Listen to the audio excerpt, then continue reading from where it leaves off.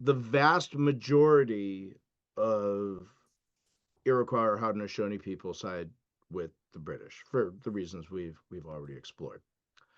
But the Oneidas side with the Americans. Hmm.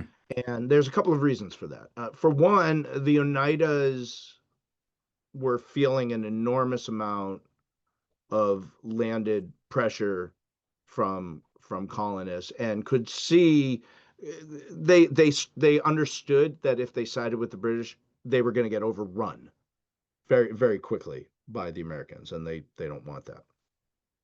What's more, as in an attempt to try to figure out how to stay on their lands as that invasion had been unfolding during the 1760s, they had begun to host missionaries from New England, a sizable number of whom, let me be clear, were Native American themselves, um, Oh, wow.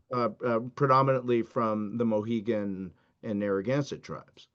And so, the Oneidas are adopting Christianity as an attempt to figure out how to participate in this encroaching colonial world while retaining their political independence and their landed independence.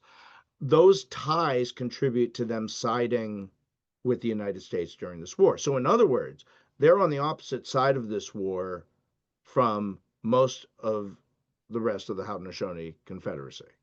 Does that break up the Confederacy then? It does break up the Confederacy. Indeed, Hmm. what the Confederacy does, because there's such stiff disagreement within the ranks, and let me be clear, a smattering of Onondagas and Tuscaroras also side with the U.S. Um, the Haudenosaunees You mean extinguished, side with the British, as correct. a small Most of the number of rest them? side with the British. Okay. The Haudenosaunees Central Council fire in Onondaga, the site of modern day Syracuse, New York, had been burning as a symbol of the confederacy of these people since before colonization.